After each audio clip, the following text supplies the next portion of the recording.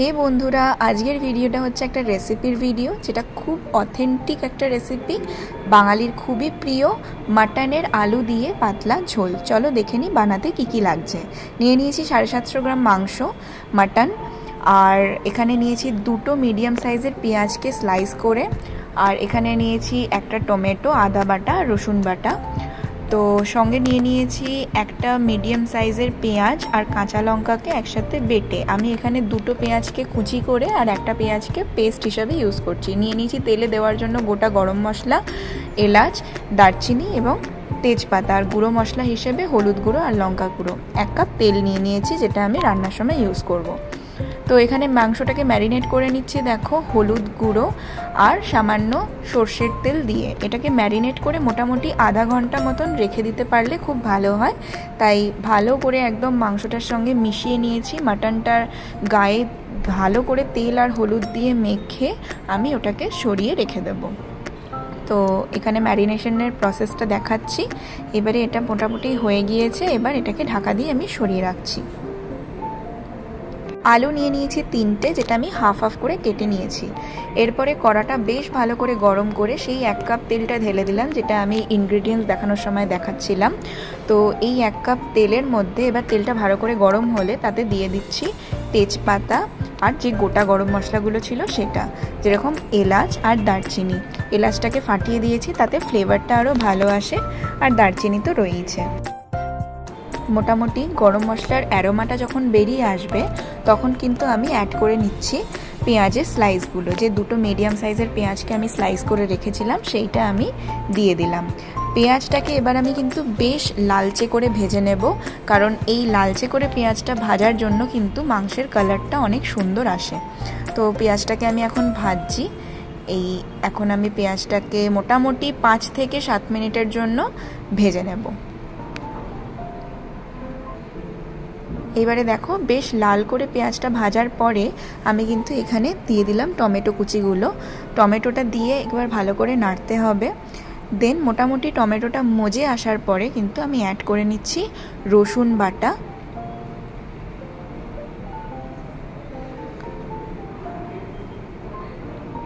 এরপরে দিয়ে নিলাম আদা বাটা,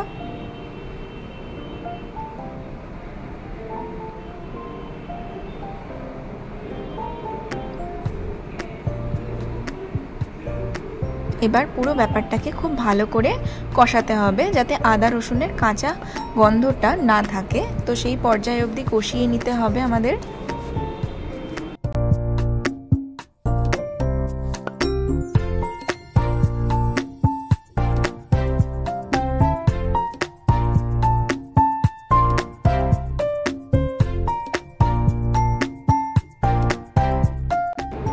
এরপরে আমরা দিয়ে দিচ্ছি পেঁয়াজ বাটা, যেটা কাঁচা লঙ্কার পেঁয়াজটা একসাথে বেটেছিলাম সেইটা। প্রথমে আদা রসুনটা দিলে কি হবে, ওর যে কাঁচা গন্ধটা আছে ওটা চলে যাবে, অ্যান্ড দেন তারপরে আমরা পেঁয়াজ আর কাঁচা লঙ্কাটা বাটাটা যেটা রয়েছে সেটা অ্যাড করে নিচ্ছি। তো বেশ ভালো করে কষাতে হবে প্রত্যেকটা জিনিস একে অপরের সাথে। এই পর্যায়েতে আমি দিয়ে দিলাম হলুদ গুঁড়ো আর লঙ্কা গুঁড়ো, যেটা প্রথমেই দেখিয়েছিলাম। তো এরপরে দেখো পরিমাণ মতো নুন দিয়ে নেব, কারণ এইবারে কিন্তু মশলাটা আমি ভীষণ ভালোভাবে কষাবো, আর টেস্ট কিন্তু ভীষণ ডিপেন্ড করে মশলা তুমি কিভাবে কষিয়েছো তার উপরে। সামান্য জল অ্যাড করে নিলাম, নাহলে মশলাটা তলা ধরে যেতে পারে। তো এইবার দেখো মশলাটা কষিয়ে যখন পুরো তেলটা উপরে এসছে তখন কিন্তু আমি ম্যারিনেট করে রাখা মাংসটা দিয়ে দিলাম। এইবার এই মাংসের সাথে আমাকে বেশ ধিমি আঁচে ভালো করে কষাতে হবে, যতক্ষণ না মাংস থেকে তেল ছাড়ছে আর মশলার তেলটা ওপরে দেখা যাচ্ছে।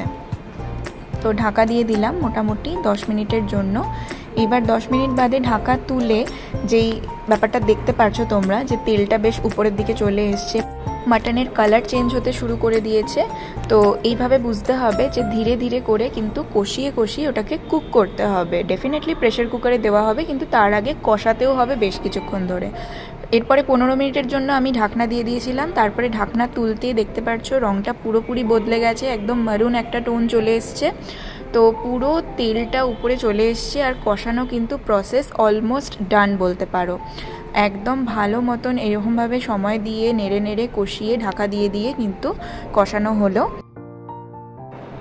এবারে মাটনটা কষানোর পর সেটাকে প্রেসার কুকারে ট্রান্সফার করার পালা।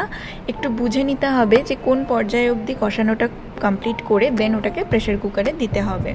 তো আমি পুরো মাংসটাকে প্রেসার কুকারে ঢেলে নিলাম আর এবারে অ্যাড করছি 1 বাটি গরম জল। অবশ্যই এখানে গরম জল ইউজ করো, তাতে সেদ্ধটা আরও ভালো হয়। তো পরিমাণ মতো নুন দিলাম যেহেতু জল অ্যাড করেছি। ভালো মতন মিশিয়ে নিয়ে আমি অ্যাড করছি দারচিনি গুঁড়ো আর অ্যাড করছি এলাচ গুঁড়ো। এটা কিন্তু ফ্লেভারটাকে ভীষণ ভালো মতন এনহ্যান্স করে।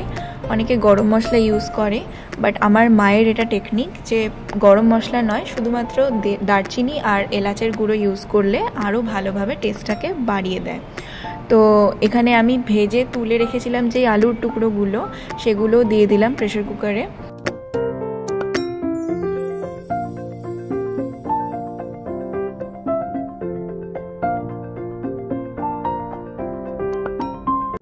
এইবারেই সেই ম্যাজিক্যাল মোমেন্ট যেইখানে প্রেসার কুকারের ঢাকনা খুলতেই সমস্ত বাড়িতে মোমো করে মাটনের আলু দিয়ে বানানো পাতলা ঝোলের সুগন্ধ। ছোটোবেলা যখন মা মাটন রান্না করতো তখন রান্নাঘরে গিয়ে ঠিক ওই মুহূর্তে দাঁড়িয়ে থাকতাম যখন মা প্রেসার কুকারের ঢাকনাটা খুলবে। তোমাদের সাথে এরকম হয় কি না জানিও। যাই হোক, এবার খাওয়ার পালা, তাই সার্ভ করে নিচ্ছি। কতটা তুলতুলে সফট হয়েছে দেখো। সেদ্ধটা যদি ভালো হয় না তাহলে মাটনের টেস্ট আরও অনেক গুণ বেড়ে যায়, এটা আমার পার্সোনালি মনে হয়। তো মাংসের পিসগুলো খুব ভালো ছিল আর সত্যি বলতে সেদ্ধটাও খুব সুন্দর হয়েছিল। তো আমার সার্ভ করা তো মোটামুটি কমপ্লিট। তোমাদেরও দেখে কীরকম লাগলো ভিডিওটা জানিও। এই রবিবারে কারা কারা মাটন খেয়েছো কমেন্ট সেকশনে জানিও। আর ভিডিও ভালো লাগলে লাইক, শেয়ার আর সাবস্ক্রাইব করো। Thank you so much.